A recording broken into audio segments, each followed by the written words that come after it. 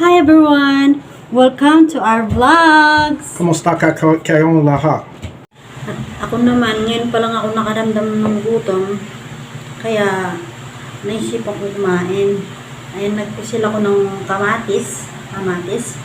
May kanin. Tsaka gusto ko yung piritong talong at saka galunggong. Ayan, galunggong.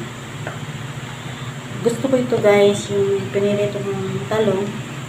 Tapos, isaw-saw ko sa may kamatis. Ayan. Ayan. Kain tayo guys.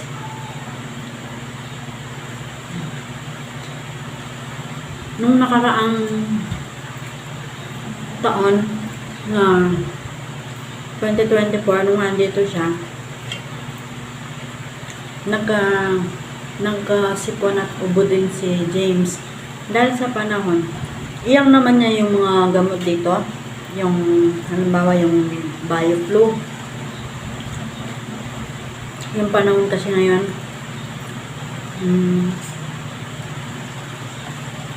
mahangin tapos mainit, paiba-iba. Kahapon makulimlim na may patak-patak ng ulan.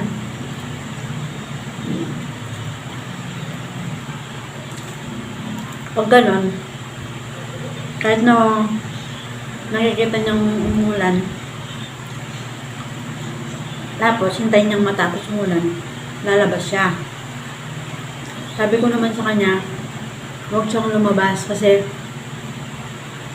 nakakaalimuon. Ang tawag din yung gas spasm ba yun sa tiyan? Ganun kasi nararamdaman ko pati yung mga bata.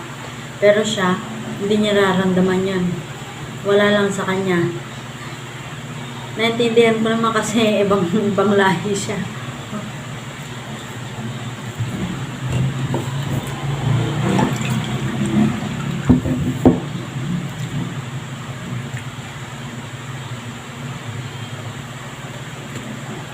Katulad ngayon, mahangin sa labas, tapos mainit. Kaya sabi ko sa kanya, lalabas tayo, kung may gusto kang bilhin, mamayang alas 4.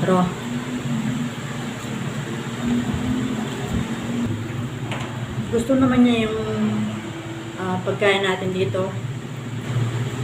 Mahilig si Jing sa gulay, isda, manok.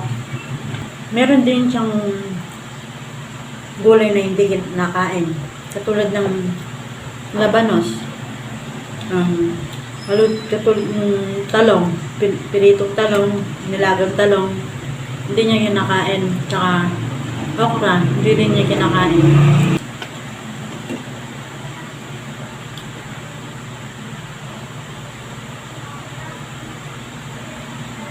Kaya, pag halimbawa nagluto ako na hindi niya makakain,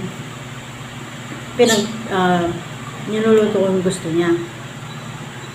Pag nagluto ako ng baboy,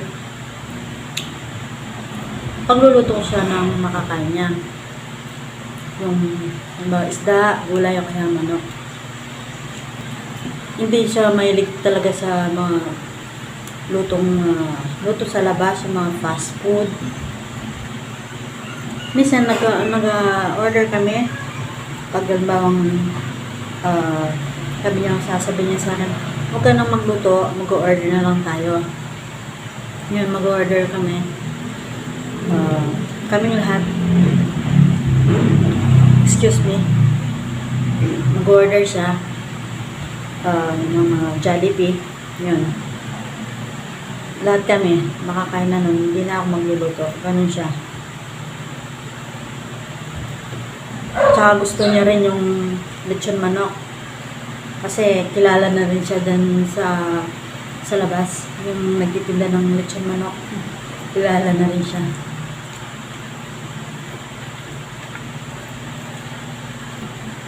Kaya pag gusto niya bumili, Nakakabili siya mag-isa.